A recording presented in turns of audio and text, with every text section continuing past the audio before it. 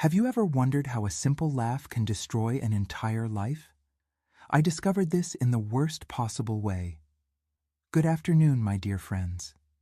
My name is Elaine Thompson Miller.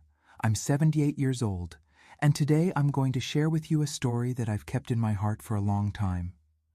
Before I begin, I'd like to ask those of you watching to give me a little support and hit the like button. If you're not already subscribed to the channel, please subscribe so you don't miss any stories like this one, and tell me in the comments where you're watching from. I'm always curious to know who's on the other side. I was born in 1947 in a small town called Riverdale, where everybody knew everybody. It was a simple place, but full of good, hard-working people. My father owned a small general store in the town square, and my mother took care of the house and 6 children. I was the second oldest. Our life wasn't easy, but it was honest. Daddy always said, "Honor won't fill your belly, but it'll let you sleep with a clear conscience." That's how I was raised, learning that character is worth more than any wealth. I met Frank when I was 17. He came to town to work at the paper mill that had opened not long ago. He was a handsome young man with a different way of speaking. He was from the city and seemed to know things about the world that we couldn't even imagine. Right from the start, he caught my attention with that steady gaze and the broad smile he'd show when he came to buy cigarettes at my father's store. "Good morning, miss," he would say, tipping his hat. And I, silly like any girl that age, would feel my heart race. In those days, a proper girl didn't talk to a young man without parental supervision. So, our courtship began with shy glances and smiles exchanged at my father's store. It was Ted, my older brother, who eventually befriended Frank. And only then, after a few months, did he get permission to visit me at home, always on Sundays after church, sitting on the porch under my mother's watchful eyes as she pretended to sew while monitoring us. We dated for 2 years. I remember as if it were yesterday, the day he asked for my hand in marriage. He came all dressed up, hair slicked back with Brill-Cream, bringing a bouquet of daisies, the cheapest flowers, but they were my favorites, and that touched my heart. My father put on a tough face, but deep down he was happy for me. After all, Frank had a good job at the mill as a machine operator. He could give me a better life than we had there. We got married in 1966. It was a simple ceremony at the town church, followed by a small reception in my parents' backyard. My dress was made by Mrs. Jenkins, the best seamstress in town at that time. It wasn't luxurious, but to me, it was the most beautiful dress in the world. I felt like a princess walking into the church on my father's arm, seeing Frank waiting for me at the altar. Our first house was small, just 2 rooms, a bedroom and a living room with a wood stove. The bathroom, as was common in those days, was outside, but to us, it seemed like a palace. I cleaned it, fixed it up, put up some cotton curtains my mother gave me as a present. I planted some flowers in the small yard. It was simple, but it was our little corner of the world. The first years were happy. Frank would leave early for work and return in the late afternoon. I took care of the house, made lunch that he carried in an aluminum lunch pail. At night, we would sit at our doorstep, like all the neighbors did, talking about the day. Sometimes he would bring me a piece of taffy or a ribbon for my hair, small joys that meant a lot. Our first son, Anthony, who everyone soon called Tony, was born in 1968. It was a difficult birth, at home with Mrs. Patterson, the midwife. Frank was so nervous that he spent the whole night pacing back and forth in the living room, smoking one cigarette after another. When he finally heard the baby's cry, he cried too. He came into the bedroom, looked at me, all sweaty and tired, holding that little red thing that was screaming, and said, "Look what we made, Elaine. He's the most beautiful boy in the world, and that's how we started our family." Frank proved to be a good father. He would come home from work and immediately want to hold Tony, play with him, make the boy laugh. On weekends, we would visit my parents or his parents, who lived in the neighboring town. It was a simple life, but everything was fine. We were building something together. It was around 1972, when Tony was already 4 years old, that I started to notice changes in Frank. Small things at first. He started coming home later from work. He said he was doing overtime. Sometimes he'd come back smelling of alcohol, but not too much, just enough for me to notice. When I asked, he said he'd only had a small drink with colleagues. During this time, he was promoted at the mill. He started working more directly with the office staff. He wasn't just working with the machines anymore. He began to dress better, bought some new shirts, said he needed to make a good impression on the bosses. I was happy for him, of course. It was an opportunity for us to improve our lives. With the better salary, we managed to buy some new furniture. A real double bed to replace the mattress we had on the floor. A refrigerator, something many neighbors still didn't have. I remember the joy of making popsicles for Tony in the summer. Simple things that seemed luxurious to us. But along with these improvements, something began to change between us. Frank was spending more time away from home. When he returned, he seemed distant, too tired to talk. At night, after we had dinner and I put Tony to bed, he would say, "I'm so tired. I think I'll sleep on the couch tonight so I don't disturb you with my snoring." The first time I thought it was strange, but he insisted that he was snoring too much and didn't want to disturb my sleep. At first, it was just once in a while. Soon it became almost every night.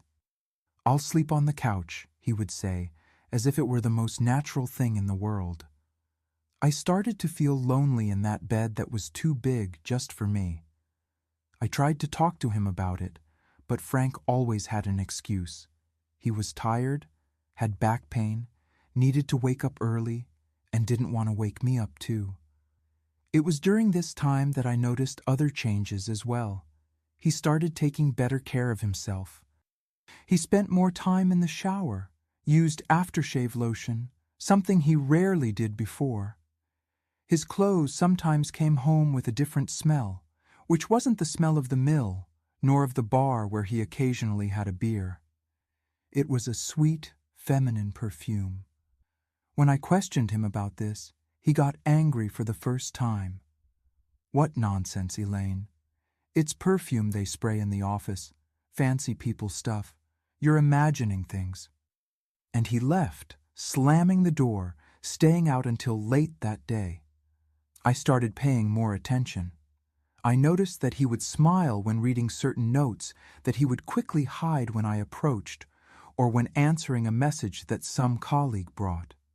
He started avoiding Sunday visits to my family, always with an excuse.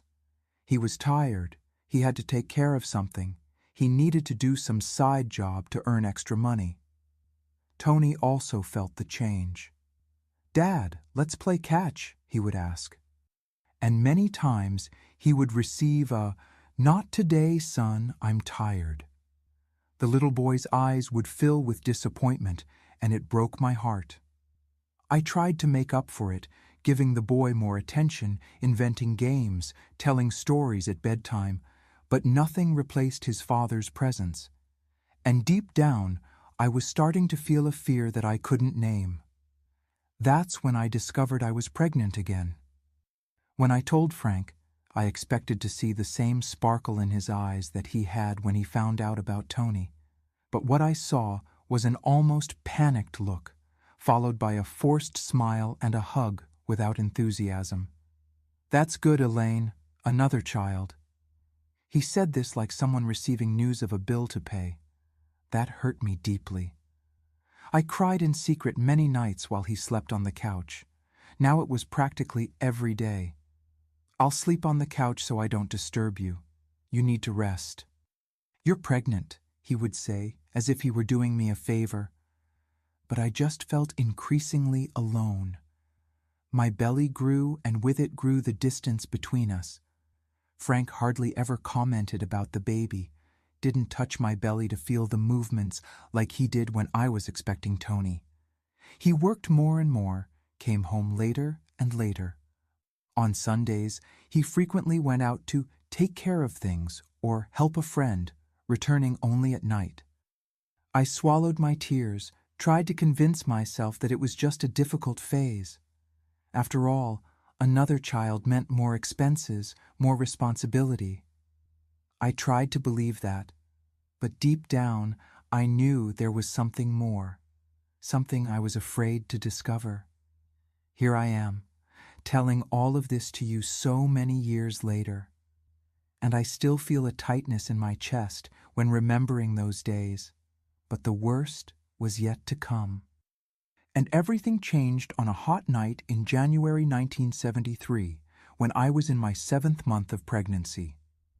It was January 1973, a particularly hot summer, those stifling nights when no breeze came through the window.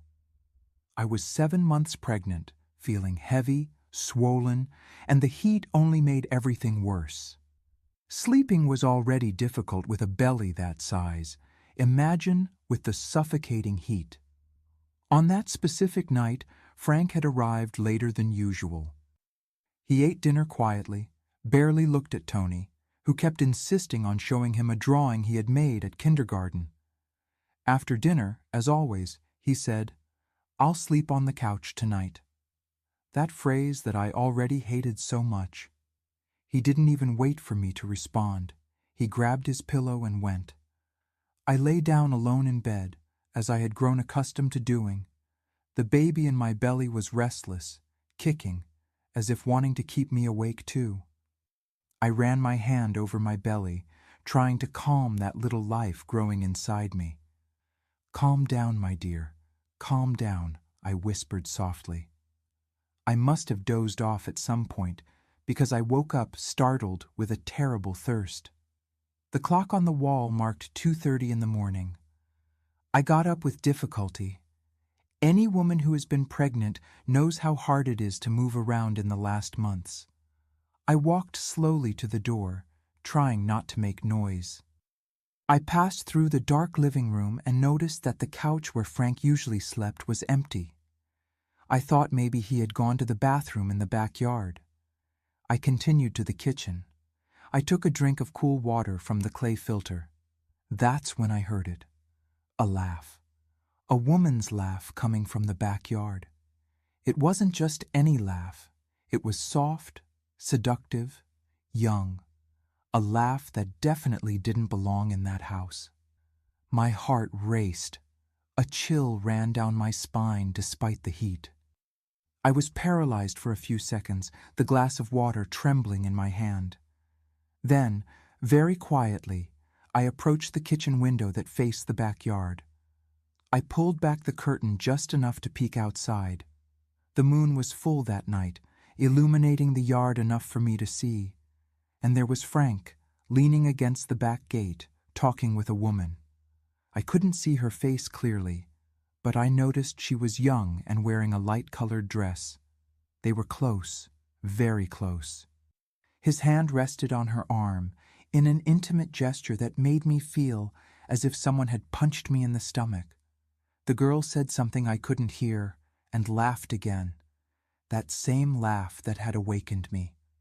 Frank smiled in a way he hadn't smiled at me for a long time, a genuine smile, full of life. Then he took something from his pocket, a small package, and gave it to her. The girl opened it, exclaimed something that seemed to be joy, and leaned in to kiss him on the cheek, very close to the mouth. I backed away from the window, feeling my world crumble.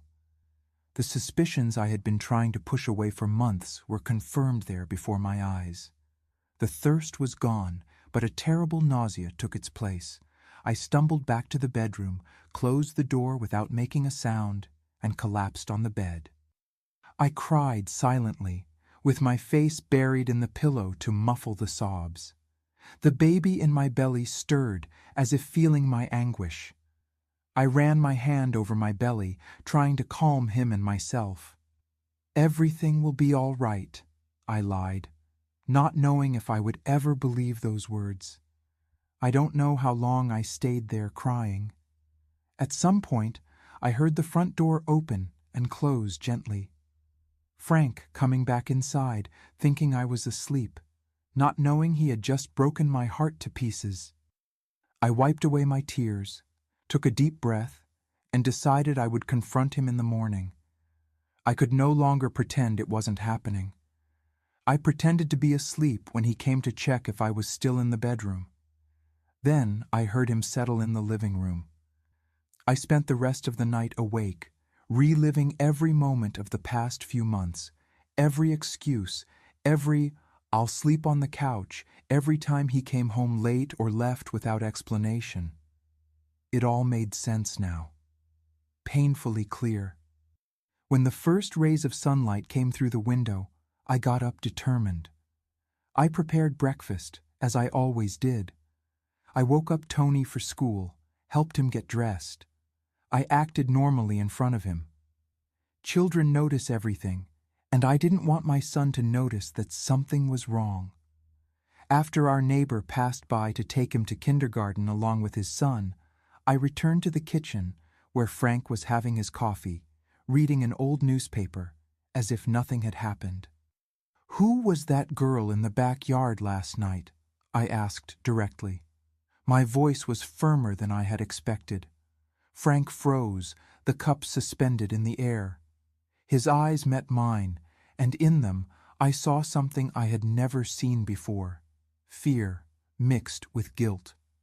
"What are you talking about, Elaine?" He tried to change the subject, but his voice trembled a little. "I saw you, Frank, in the backyard in the middle of the night. I saw you giving a present to her. I heard her laugh." My voice faltered at that moment, tears threatening to return. But I swallowed the cry, determined not to show myself as weak. He put the cup on the table, sighed deeply. For a second I thought he would deny it, that he would make up some excuse, but then his shoulders fell, defeated. "It's Debbie," he said finally.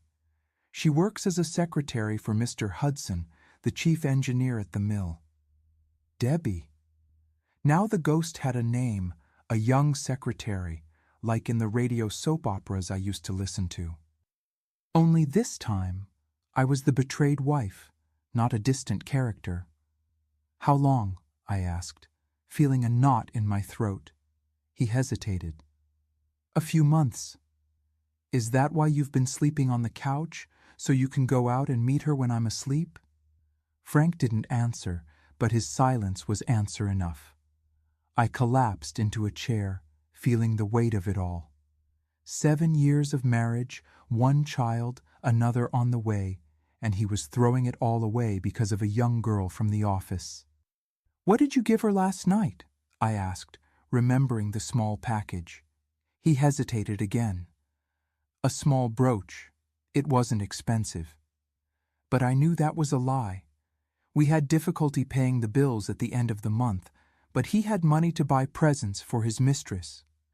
I thought about the times I had to economize at the grocery store, the clothes I mended for Tony, while he spent our hard-earned money on her. "Are you in love with her?" The question I most feared asking. He looked away, and at that moment, I knew the answer before he even spoke. "It happened, Elaine. I didn't plan it, but yes, I care for her." Each word was like a stab. I remembered our wedding, how he had sworn to love and respect me forever before God and everyone, how we had dreamed together about our family, our little house, our future, and now it all crumbled before my eyes. "And the baby? And Tony?" I asked, my hand instinctively over my belly. "I don't know, Elaine. I don't know what to do.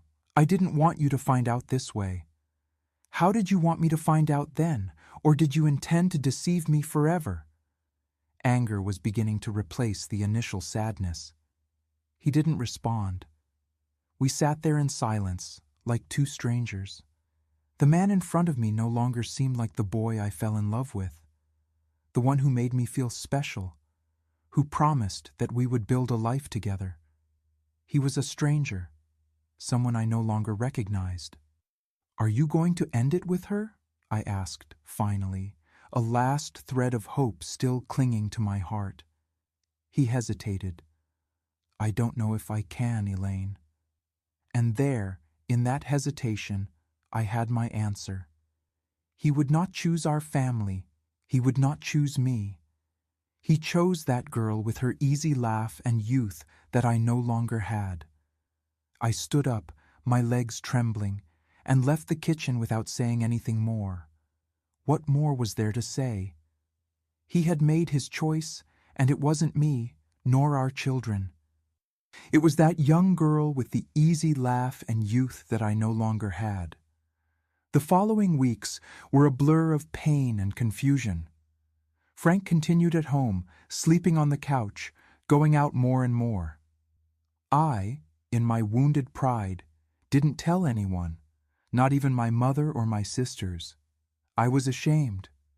In those days, a betrayed woman carried a mark as if it were her fault that her husband looked for another. I began to prepare for the worst.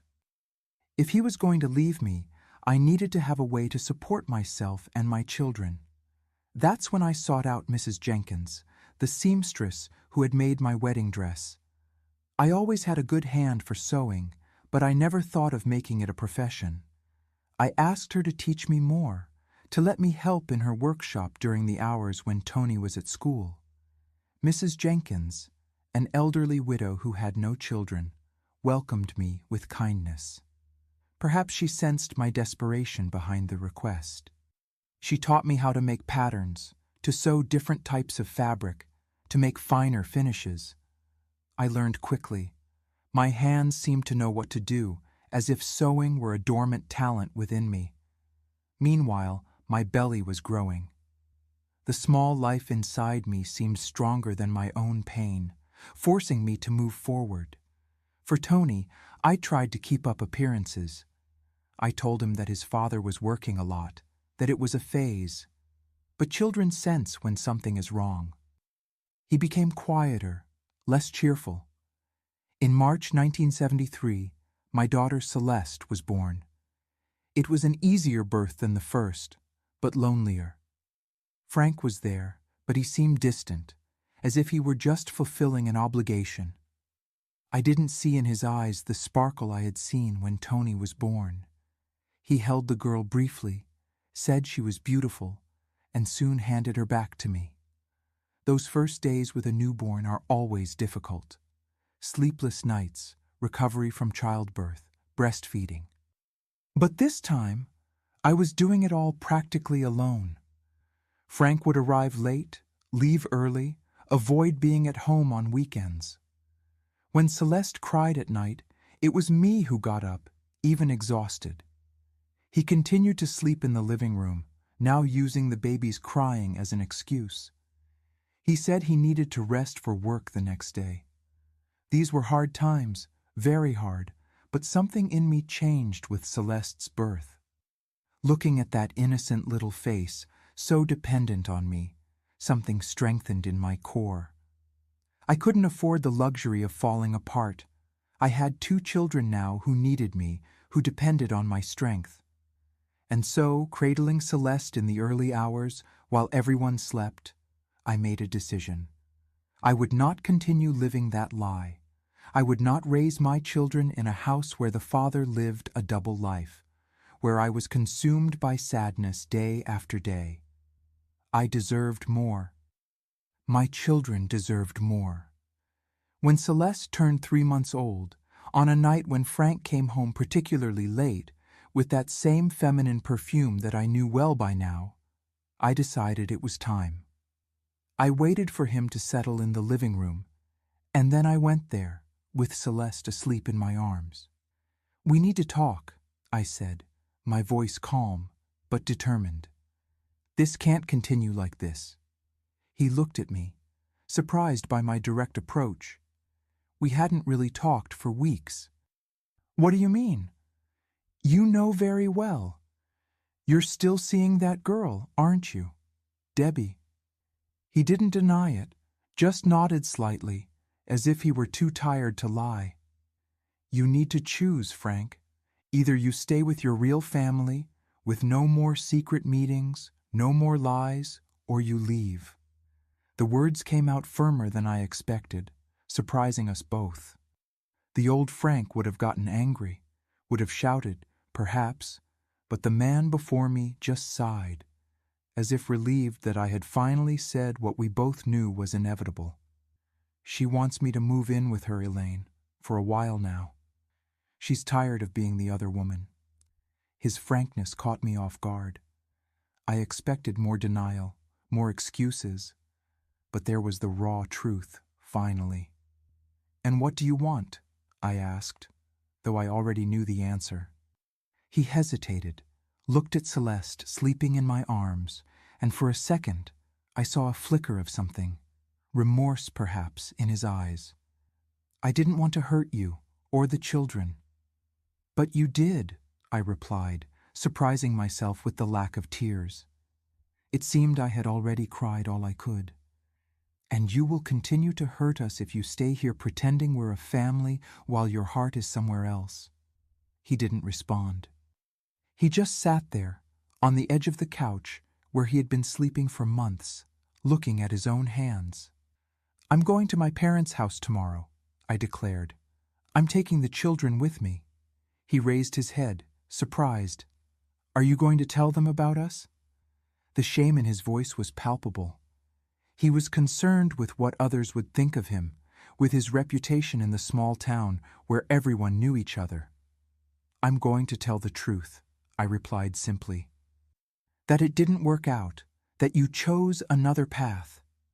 I returned to the bedroom, leaving him there with his thoughts.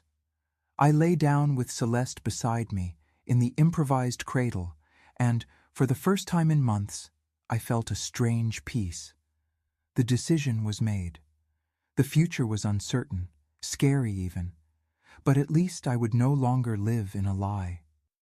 And so, my dear friends, as little Celeste slept innocently, I closed my eyes, not knowing exactly what awaited me, but certain that the laugh I heard on that hot January night had changed my destiny forever. The next morning, I woke up before dawn. My eyes burned, but my heart was lighter, as if a weight had been lifted from my shoulders. The decision was made. I packed some of my and the children's clothes in an old cardboard suitcase that we kept under the bed. There wasn't much to take. A few pieces of clothing, Celeste's diapers, the one-eyed teddy bear that Tony couldn't sleep without. When Frank left for work, he avoided looking me in the eyes. Before going out the door, he paused for a moment, as if he wanted to say something, but ended up leaving in silence. His shoulders slumped like those of a much older man. For a brief moment, I felt sorry for him. Then, I remembered her laugh, the perfume on his clothes, the nights I spent alone, and pity just transformed into determination. I waited until the time when our neighbor would pass by to take Tony to kindergarten. When he arrived, I explained that I would take my son myself that day. I put Celeste in the improvised stroller that my father had made with wood scraps. I took Tony by the hand, and we left. "Where are we going, Mom?" asked my son, always observant. "We're going to Grandma Emma and Grandpa Joe's house. We're going to stay there for a few days." "And Dad?" That simple question made me swallow hard. How do you explain to a 5-year-old child that his father has chosen another family? "Dad will stay here, son. He has a lot of work right now."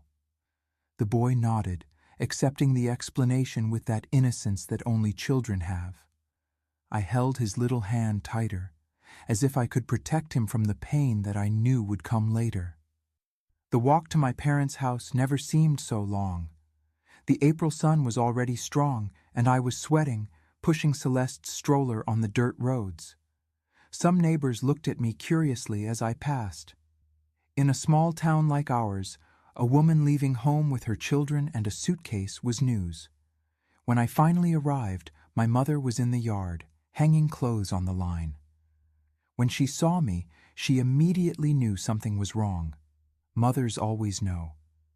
"What happened, honey?" she asked, looking from the suitcase to my tired face, to the children. "Can I stay here a few days, Mom? Me and the children?" She didn't ask anything more at that moment, just nodded, took the suitcase from my hand, and guided me inside.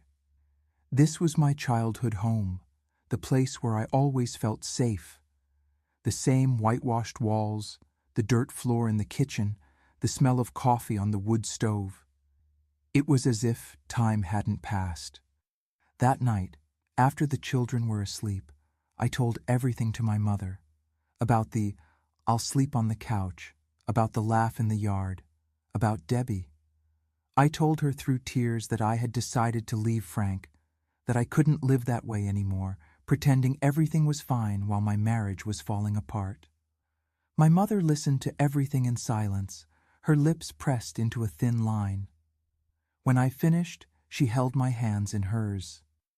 Calloused hands from so much work, but which always brought comfort. "You did what you had to do, daughter.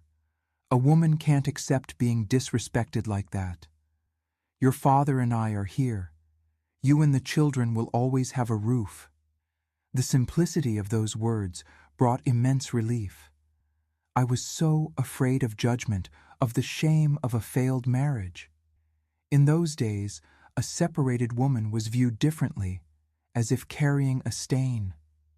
But there, in that simple kitchen, under the dim light of a lantern, my mother showed me that family love was stronger than any social convention.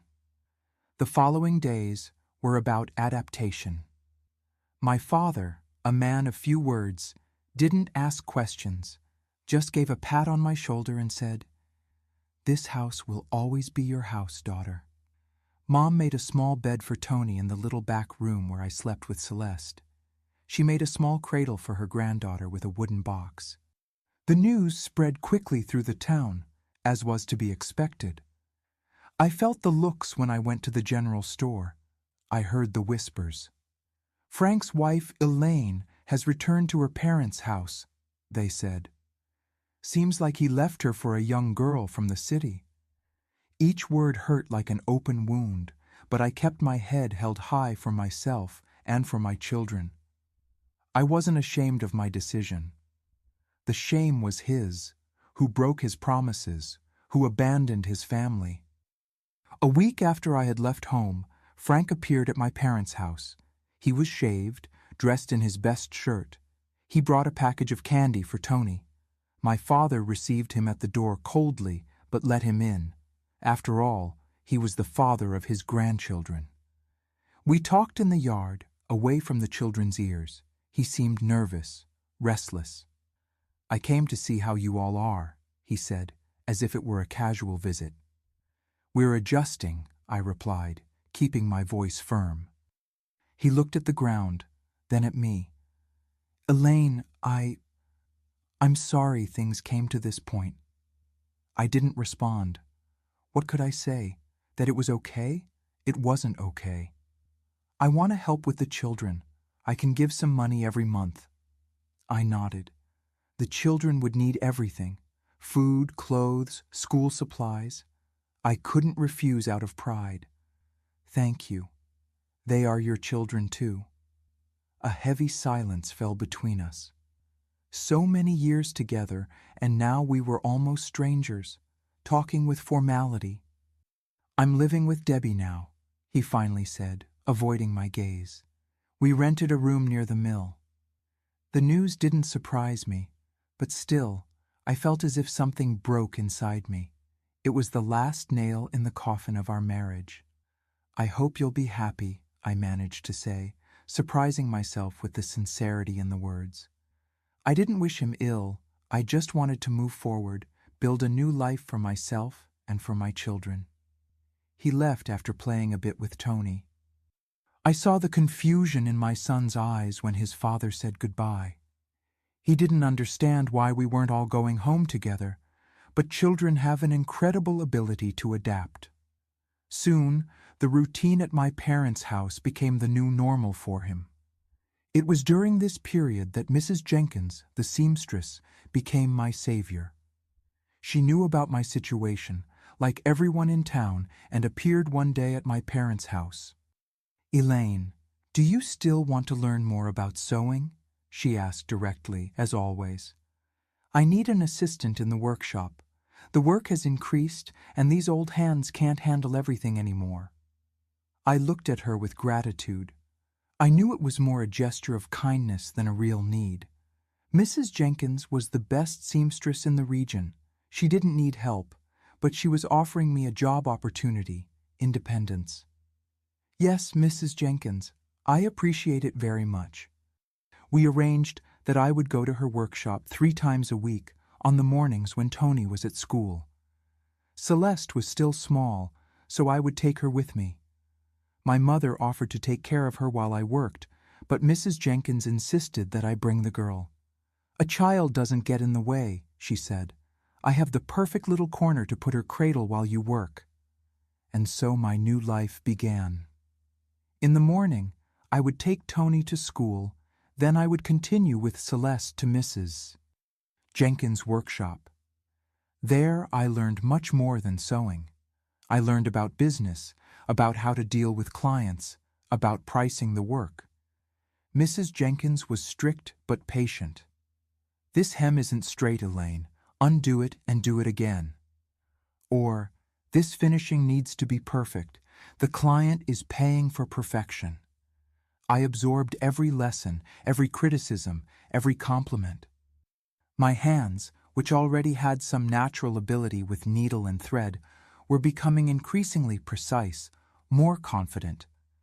I started doing simple work, hems, adjustments, buttons. Over time, Mrs. Jenkins began entrusting me with more complex pieces, dresses for First Communion, suits for weddings. She taught me to take measurements, to create patterns, to adapt models from the magazines that came from the city. The money that Frank gave for the children was little and irregular. I soon realized that I couldn't count on him. Sometimes he would appear with a toy for Tony, a little bow for Celeste's hair, but the financial commitment took second place. I learned from an acquaintance that he was already talking about having children with Debbie, a new family, while he could barely support the first. But I didn't let myself be discouraged. With the money I earned at the workshop, complemented by what my parents gave me, despite my protests, I managed to keep my children fed, dressed, and in school. It wasn't easy. There were nights when I cried in secret after everyone was asleep, exhausted from work, worried about the future, but I never allowed myself to give up. A year after I started working with Mrs. Jenkins, she called me for a serious conversation. We were alone in the workshop, finishing a wedding dress for the pharmacist's daughter. "Elaine, I'm getting old," she said, adjusting her glasses on her nose. "These hands are not the same anymore, and my eyes no longer see the details as before." I protested, saying that she was still the best seamstress I knew, that her hands created magic with the fabrics. "It's not false modesty, girl. It's the truth of life. We all age." She paused, looking at me with a mixture of affection and assessment. "I've been watching your work. You have talent. More than talent, you have dedication. That's what makes a great seamstress." I felt my face flush with the unexpected compliment. Mrs. Jenkins wasn't one to distribute praise easily. "I'm thinking about retiring, not now, but soon, and I would like you to take over the workshop when I'm gone." I was speechless. That small workshop on Main Street was more than a workplace, it was an institution. All the brides in the region, the debutantes, the bridesmaids, came to Mrs. Jenkins for their special dresses. It was a huge responsibility. "Mrs. Jenkins, I don't know if I'm ready for that." She smiled, that wise smile of someone who has seen a lot of life. "Nobody is ever ready, Elaine. We only discover we can do something after we do it. Wasn't it like that when you left home with two small children? You weren't ready, but you did what needed to be done. She was right. Life rarely asks us if we're ready for its challenges. It just puts them in our path, and it's up to us to face them or run away. I'll think about this as a plan for the future, continued Mrs. Jenkins. Meanwhile, I want you to start taking on more responsibilities here. Attending to clients alone, making estimates, deciding on deadlines. I need to know that you can handle everything before passing the baton. That night, I returned to my parents' house, with my head buzzing with ideas. Celeste, now almost 2 years old, was asleep in my arms. Tony walked beside me, telling me about his day at school. I looked at my children, and for the first time since I left home, I felt a glimpse of a better future. That same week, we began to implement the changes in the workshop.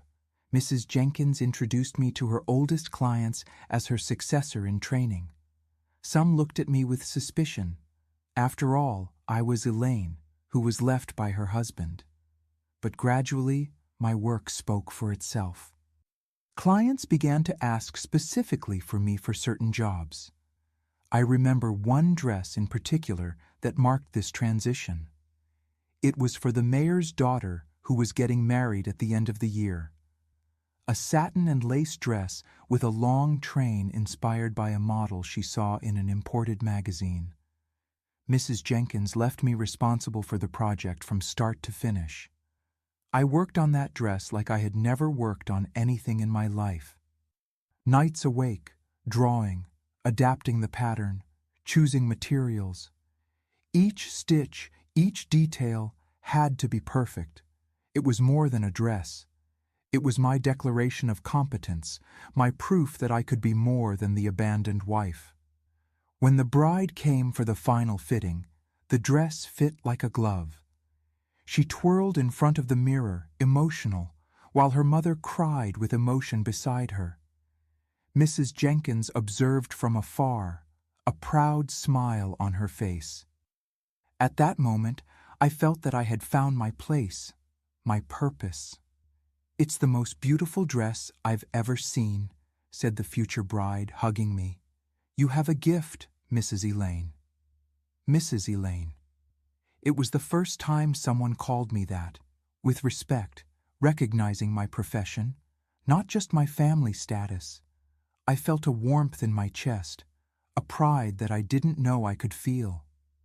The wedding was the event of the year in the town.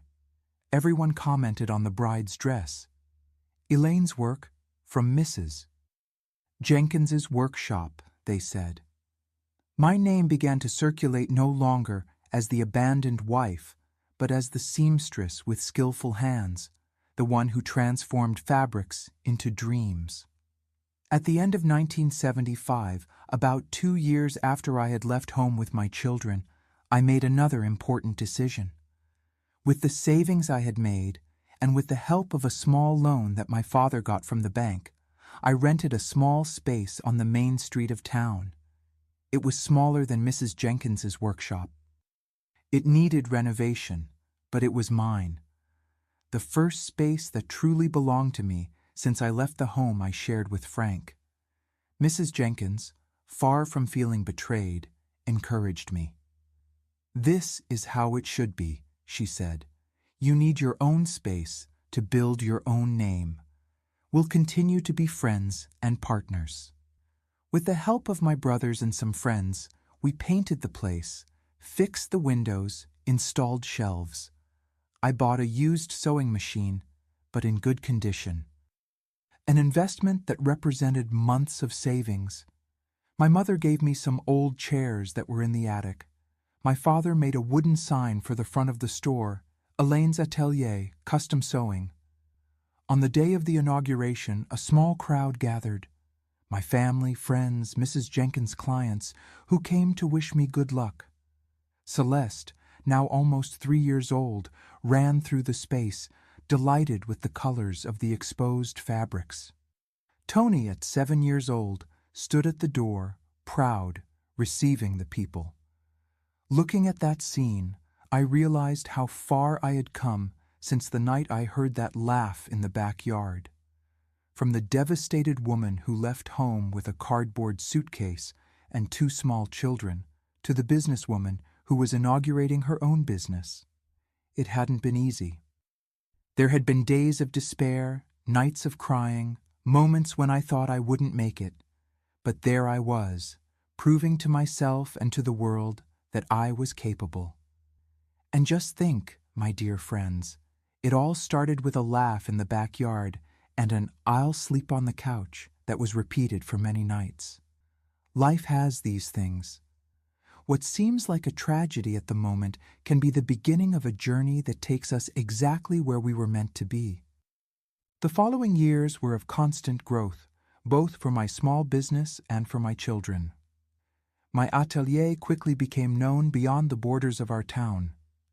Ladies from neighboring towns began to come, sometimes traveling hours just to order a special dress or an outfit for an important occasion.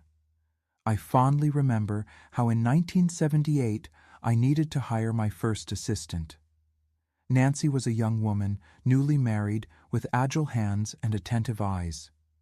"I want to learn everything you can teach me, Mrs. Elaine," she told me on the first day. I smiled at hearing the Mrs. It still sounded strange to me, although I was already 31 years old and respected in the community. Teaching Nancy made me realize how much I myself had learned. Knowledge that I absorbed from Mrs. Jenkins, techniques I developed on my own, tricks I discovered after hours of work.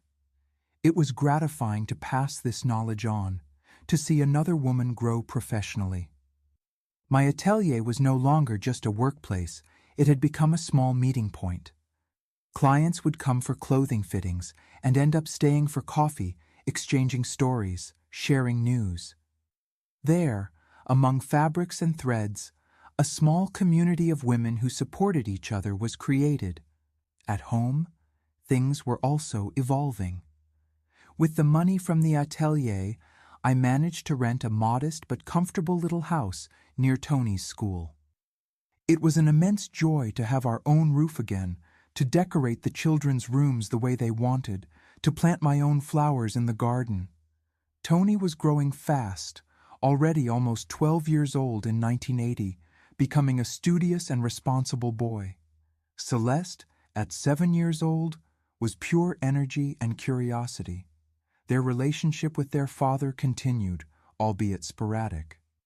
Frank would show up on birthdays, bring presents at Christmas, occasionally take them for an outing, but these visits were increasingly rare, especially after he had another child with Debbie. This was a difficult time for Tony. I remember him coming back from a meeting with his father, eyes downcast, with a sad expression. "What's wrong, son?" I asked, concerned. "Dad said I have a little brother now. He seems so happy with the new baby." I swallowed hard, feeling that old pain resurface. Not for me, but for my son, who felt as if he was being replaced. "Your father loves you, Tony. A new baby doesn't change that. It's like when Celeste was born. My love for you didn't decrease, it just grew to include her, too." He nodded, trying to understand with his childish mind something that many adults have difficulty processing. That night, as I watched him sleep, I promised myself that I would do everything so that my children would never feel less important or less loved. I continued investing in my business. In 1982, I managed to buy an electric sewing machine, a luxury at the time. Clients were impressed with the speed and precision of the work. In the same year, we expanded the atelier, renting the property next door to create an exclusive space for fittings and another for production. It was also at this time that I started offering sewing courses to other women. Many came asking, wanting to learn to make clothes for the family or even to start their own business. On Saturday afternoons, the atelier transformed into a small school. Seeing those women, some young, others already with grown children, learning a skill that could change their lives as it changed mine, brought an indescribable satisfaction. Mrs. Jenkins, now quite elderly, would occasionally come to visit the atelier. She would sit in a corner, observing everything with proud eyes. "You've gone beyond what I could have imagined, Elaine," she told me once. "You've transformed a trade into a true movement." Her words deeply moved me. In a way, it was true. The atelier had become more than a business. It was a place where women found independence, respect, and community. In 1984, I received the news of Mrs. Jenkins's passing. I cried as if I had lost a second mother. In many ways, she was exactly that. The woman who extended her hand to me when I needed it most, who believed in me when I myself doubted my ability. At the funeral, many women came to hug me, saying how Mrs. Jenkins always spoke of me with pride, how she considered me her greatest achievement. It was in this same year, on a rainy afternoon in May, that the past came knocking at my door in a way I would never have expected. I was at the atelier finishing a graduation dress when Nancy informed me that there was a man wanting to talk to me. "He looks down, Mrs. Elaine. He said he's an old acquaintance." As I raised my eyes from my work, I saw Frank standing at the door of the atelier. But it wasn't the Frank I remembered, the handsome and confident man I knew, nor even the distant husband of the last times together. It was a prematurely aged man, thin, with deep dark circles and clothes that seemed too big for his body. "Elaine," he said, his voice low, almost a whisper. "Can I talk to you?" For a moment I was paralyzed. I hadn't seen him up close for almost 2 years, since Tony's 11th birthday. Our interactions had been limited to brief encounters when he came to pick up or drop off the children, increasingly rare. "Of course," I finally replied. "Let's go to the back. We can talk better there." I led him to a small room at the back of the atelier, where I usually held meetings with suppliers or special clients. Nancy brought us coffee, looking curiously at this man she didn't know, but who clearly had some history with me. "What can I do for you, Frank?" I asked when we were alone. He held the coffee cup with trembling hands. I noticed his fingers were yellowed from cigarettes, and there was an unnatural paleness to his face.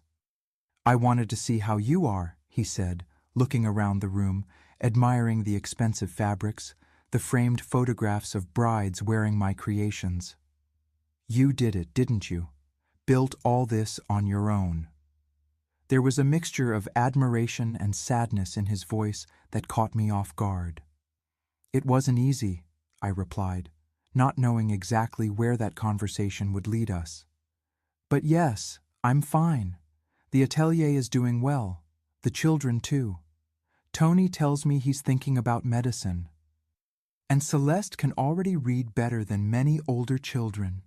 I nodded, feeling a warm pride in my chest when hearing about my children. "They're good kids, studious, responsible." An uncomfortable silence fell between us. We had exhausted the initial courtesies, and now the unasked question hung in the air. Why was he there? After so long. "Debbie left me," he said finally, his eyes fixed on the coffee in front of him. "She went away with the new engineer from the mill, took the boy." I felt a pang of déjà vu. History was repeating itself, but now with him in the role I had lived. I felt no joy at his misfortune, just a strange sense that life has its own sense of justice. "I'm sorry," I replied. And it was true. As much as he had hurt me, I didn't wish the pain of being abandoned, of having a child taken far away on anyone. "I lost my job at the mill too," he continued, his voice choked. "After Debbie left with the engineer, it became difficult to continue working there. The new boss didn't like me, said I caused problems. I ended up being fired." He paused, as if gathering courage for what would come next. I'm working as a farmhand at Mr. Johnston's. It's not a bad job, but it pays little. I'm living in a small room in the back of the property. I tried to imagine Frank, who had always been so proud of his work at the mill, now as a simple farm worker. The fall had been great. "Why are you telling me this, Frank?" I finally asked, without beating around the bush. He raised his eyes, meeting mine for the first time since he entered the atelier. "I made the biggest mistake of my life when I left you and the children, Elaine. Not a day goes by that I don't regret it." I felt my heart race. A part of me, that naive young woman who was abandoned with 2 small children, had always dreamed of hearing these words. But the woman I had become knew they came too late. "Frank, the past is past. We've built separate lives. I have my business. The children are growing up well." I know," he interrupted, distressed. "I'm not here to ask that we get back together. I know it's too late for that. I just wanted to know if you could help me get a better job. You know, so many people now have so much influence in town." The reality of that visit hit me like a bucket of cold water. He wasn't coming in search of reconciliation or forgiveness. He was coming to ask for practical help, a job. "What do you know how to do besides the work at the mill?" I asked, keeping my voice neutral.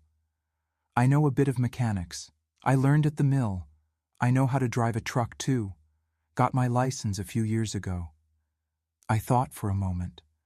The husband of a client, owner of a trucking company, had recently mentioned that he needed drivers. "I can talk to Mr. Oliver from the trucking company. He's looking for drivers for deliveries in the region." "It's not an easy job. It's many hours on the road, but it pays better than farm work." His face lit up with a mixture of gratitude and relief. "Would you do that for me, after everything?" I looked at him, at the man I once loved, who made me suffer so much, but who also gave me 2 wonderful children, and indirectly the impulse to build the life I now had. "I'm not doing it for you, Frank. I'm doing it for our children. They deserve a father who can help them when they need it, who contributes to their education. And if for that you need a better job, then I'll do what I can." He nodded, understanding. For a moment I saw in him a glimpse of the man I knew, humble, grateful, aware of his errors. "Thank you, Elaine. You were always better than I deserved." When he left the atelier, I sat for a long time, reflecting on the strange paths that life takes us. 11 years ago, I was leaving home with 2 small children, destroyed by that man's betrayal. Now I was the one extending a hand to help him get back on his feet. It wasn't revenge nor complete forgiveness. It was just the understanding that all of us at some point need a second chance. Mrs. Jenkins had given me mine. Maybe it was my turn to pass that kindness forward. The next day, I called Mr. Oliver and arranged an interview for Frank. He was hired a week later. It wasn't the dream job, but it was dignified and paid enough for him to rent a small apartment in town, closer to the children. In the following months, I noticed a change in Tony and Celeste. They began to see their father more frequently. He would pick them up on Sundays, take them for outings, help Tony with math homework, attend Celeste's school presentations. He was trying, in his way, to make up for the years of absence. One afternoon, Celeste returned from an outing with her father, particularly excited. "Mom, Dad said he's going to take me to see the city during vacation. He said there's a huge museum there with paintings by famous artists." I smiled, happy to see her enthusiasm. "That's wonderful, honey. It will be a special trip." "He's different, isn't he?" she asked, with that sharp perception she always had, even so young. "More present, more of a father." "People change, Celeste. Sometimes for the better, sometimes not. The important thing is that he's trying to be a good father to you and your brother now." She nodded thoughtfully before running to tell the news to her brother. That night, sitting on the porch of my house, watching the stars that dotted the dark sky, I reflected on how much my life had changed in that decade.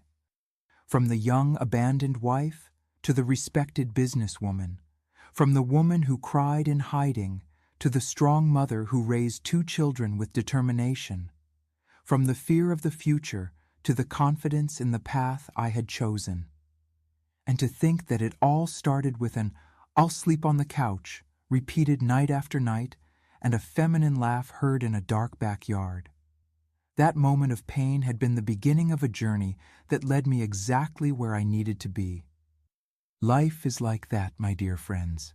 Sometimes what seems to be our end is just the beginning of a much more beautiful story than we could have imagined. The 90s arrived, bringing winds of change. My atelier was no longer a small business. It had transformed into a reference of quality throughout the region. Now, with almost 15 years of existence, it employed 6 seamstresses, besides Nancy, who had become my manager and right-hand woman. We had clients who traveled even from other states to order special dresses. In 1992, I made a decision that would again change the course of my business. I visited a fashion fair in the city and was enchanted by the wedding dresses I saw there. Sophisticated designs, imported fabrics, finishes I had never seen before. I returned home with my head buzzing with ideas. Why not create my own collection of wedding dresses? Not just made to order, as I had been doing until then, but ready pieces that brides could try on and adapt. Investing in this idea meant a considerable financial risk. I would need to buy expensive fabrics in quantity, hire more specialized seamstresses, expand the space of the atelier. I sat down with Tony, who at 24 was already in his 3rd year of medical school, to discuss the viability of the plan. "Mom, I've never seen you back down from a challenge," he told me, analyzing the numbers I had carefully noted. "If you believe it can work, then go ahead. Remember what you always told me when I was afraid to try something new? You already have the no, now go in search of the yes." I smiled, hearing my own words coming back to me through my son. That boy who once cried for his father's absence now was a sensible man, determined, about to become a doctor, and he was right. I had never backed down from life's challenges. Why would I start now? With the help of a bank loan that the manager approved without hesitation, given the successful history of the atelier, I began the expansion. I rented the entire building, where before we occupied only 2 rooms.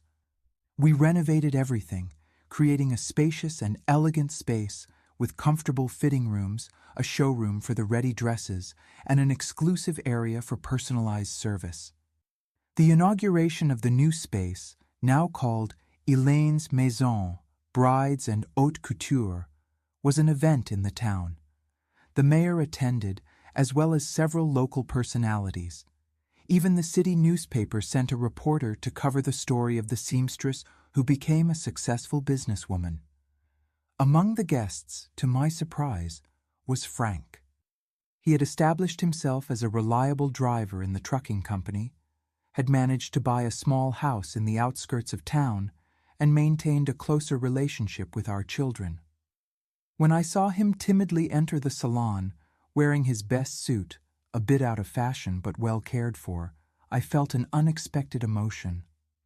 "I came to congratulate you," he said, handing me a small bouquet of daisies, the same simple flowers he had given me when he asked for my hand in marriage so many years ago.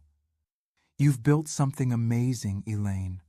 I'm proud to have been part of your life, even if it wasn't in the way it should have been." I thanked him with a sincere smile. The resentment I once felt for him had transformed into a serene acceptance of the past. After all, if I hadn't heard that laugh in that backyard so many years ago, perhaps I would never have discovered my own strength, my own worth. The new concept of the atelier was an immediate success. Soon, we had to establish a scheduling system for fittings, as the salon was always full of future brides. My creations began to appear in specialized magazines. A fashion magazine from the city did a 4-page article about the small-town designer who is revolutionizing the wedding dress market. In 1994, at 47 years old, I received an invitation I could never have imagined to participate as an exhibitor at a bridal fashion fair in New York. It was the chance to show my work to a much larger audience, to meet international suppliers, to expand the business even more. The decision wasn't easy. I had never been so far from home, from my routine. Celeste, at 21 years old, was studying education at the State University and came home on weekends. She was the one who encouraged me the most. "Mom, you need to go. It's the opportunity of your life. I'll come home during that week. Keep an eye on everything. I'll help Nancy with whatever is needed." And so, with a mixture of anxiety and excitement, I left for New York with a selection of my best dresses. The fair was in a huge exhibition center, with exhibitors from all over the country and even from other countries. My booth was small compared to those of the big fashion houses, but I arranged it with all my affection, highlighting the best I had. On the first day, few people stopped to look. I was an unknown there, without the renown of the famous brands. But on the second day, a journalist from a bridal magazine was enchanted by one of my dresses, a model with handmade lace applications, inspired by the tablecloths my grandmother embroidered. She took several photos, interviewed me at length, wanting to know how a seamstress from a small town had gotten that far.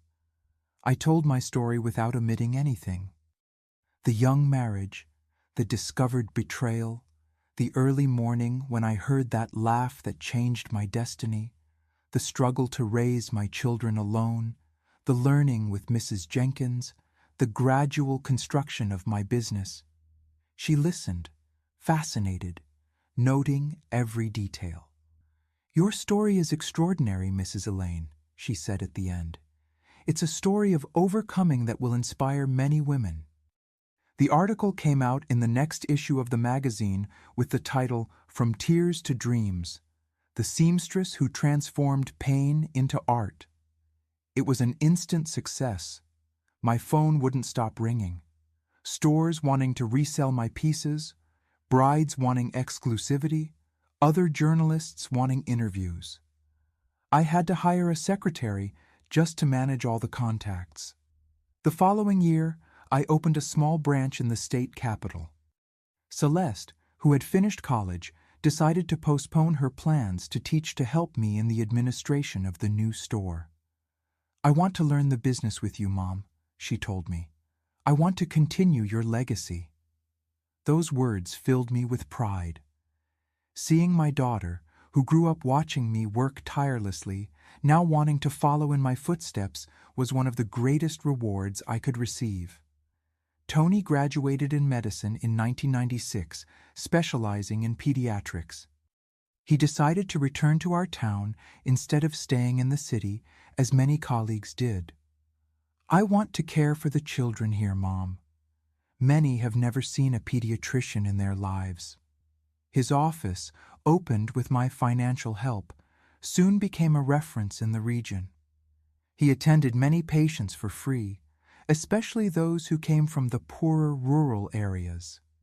In 1998, at 51 years old, I received news that would once again change the course of my life.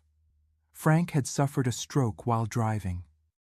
Luckily, he was parked at the time, waiting to make a delivery. He was quickly helped and taken to the hospital, where Tony, as the town's doctor, ended up taking care of him. "He will survive, Mom," my son told me on the phone, "but he will be left with some sequelae. Partial paralysis on the left side, difficulty speaking. He will need care." Frank had no one. The son he had with Debbie, now 14 years old, lived far away with his mother and stepfather. They hadn't been in contact for years. His parents had already passed away and his brothers lived far away. He was alone at a time when he most needed help.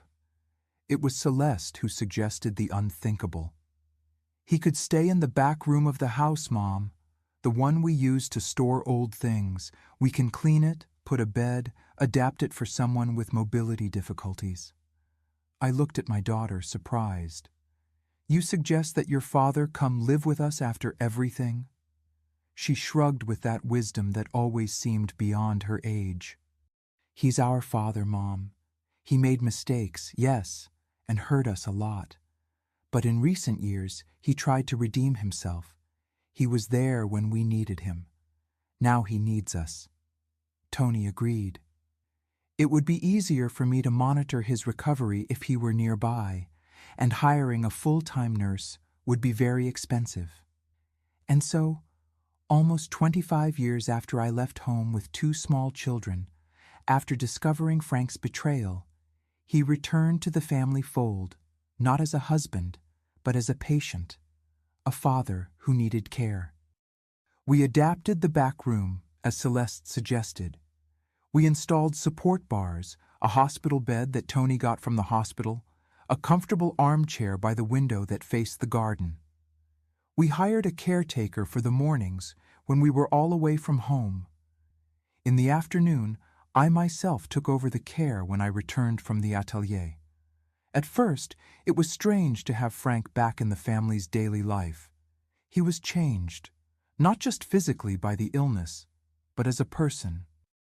There was a genuine humility in him, a sincere gratitude for each small gesture of care. The arrogance that characterized him in the mill days had completely disappeared. "I don't deserve this, Elaine," he told me one afternoon, his voice slurred by the facial paralysis as I changed the sheets on his bed. "I don't deserve so much kindness after what I did to you." I stopped what I was doing and looked at him, at the man I once loved, who made me suffer so much, but who also gave me 2 wonderful children and inadvertently pushed me onto a path of independence and fulfillment. "I'm not doing this for you, Frank. I'm doing it for our children who want to take care of their father, and for myself as well. I learned a long time ago that holding grudges only poisons the one who holds it, never the one who deserves it." He nodded, his eyes welling up. "You were always an extraordinary woman, Elaine. I realized it too late." As the months passed, Frank's health gradually improved. The physical therapy was working, and he could already walk short distances with the help of a cane. His speech was also clearer. Gradually, he became part of the house routine, dining with us at the kitchen table, watching television with Celeste on nights when she didn't go out, talking with Tony about his patients when he came to visit us. In 2000, upon completing 30 years of the atelier, now a true empire of bridal fashion with 3 stores and more than 40 employees, I decided to pass the main management to Celeste, who had revealed herself to be a talented administrator. I would continue working, of course, creating new models, supervising production, but I wanted more time for myself, to enjoy the life I had built with so much effort. It was also in this year that I received the most surprising proposal from Frank. "Elaine," he told me one afternoon when we were alone having coffee on the porch, "I know I have no right to ask this, but would you accept if we married again, not as husband and wife for real? I'm not suggesting that, but legally, so that I can leave everything I have to you when I'm gone." I was speechless for a moment. Of all the things I expected to hear from him, that was the last. "Frank, you don't need to do this. I don't need your inheritance. I have much more than I ever dreamed of having." He smiled, that crooked half-smile that the stroke had left. "It's not much, I know. The little house, some investments I made over the years, but it's my way of trying to compensate a little for what I took from you in the past." I looked at him for a long time. The man before me was no longer the attractive young man I fell in love with, nor the distant husband who betrayed me. He was an aged man, marked by life and illness, trying to make peace with his past. "Let's do something different," I finally suggested. "We don't need to get married again. You can leave whatever you want in a will to whoever you wish. And as for me and you, we can be friends. I think after all we've been through, that's what we are now. Old friends who shared a lifetime of stories, some sweet, others bitter." He nodded, his eyes welling up again. "Thank you, Elaine, for everything." In the years that followed, I found a peace that I never imagined possible. My business prospered in Celeste's competent hands. Tony had married a doctor he met in college, and they gave me 2 adorable grandchildren. Frank, although still with limitations, had become a constant and comforting presence in our house, helping as he could, telling stories to the grandchildren, advising Celeste on business based on his experience. And I continued creating, sewing, dreaming, but now with the serenity of someone who knows they transformed pain into beauty, abandonment into strength, despair into determination. Today, at 78 years old, I look back and see the complex embroidery that life has sewn. Each stitch, each knot, each mend, everything had its purpose. Even that night when I heard a laugh in the backyard, which at the time seemed like the end of the world, ended up being just the beginning of the true story I was destined to live. And you know, my dear friends, if there's one lesson I learned in this long journey, it's that sometimes it's precisely the greatest pains that push us toward the best paths. That "I'll sleep on the couch," repeated so many nights, was actually the first step toward my liberation. That laugh that hurt me so much was the sound that awakened me to my own strength. Life is like that, an intricate embroidery, where even the darkest stitches have their function, creating contrasts that make the final design even more beautiful and meaningful. And that's why I'm here today sharing my story with you, so that you know that no matter how much life seems to fall apart at one moment, it may just be making space for something much greater and more beautiful to be built. Thank you for listening to me until here. If you liked my story, don't forget to leave your like and subscribe to the channel so you don't miss other stories like this one. Also, share with someone you think needs to hear this message of overcoming, and tell me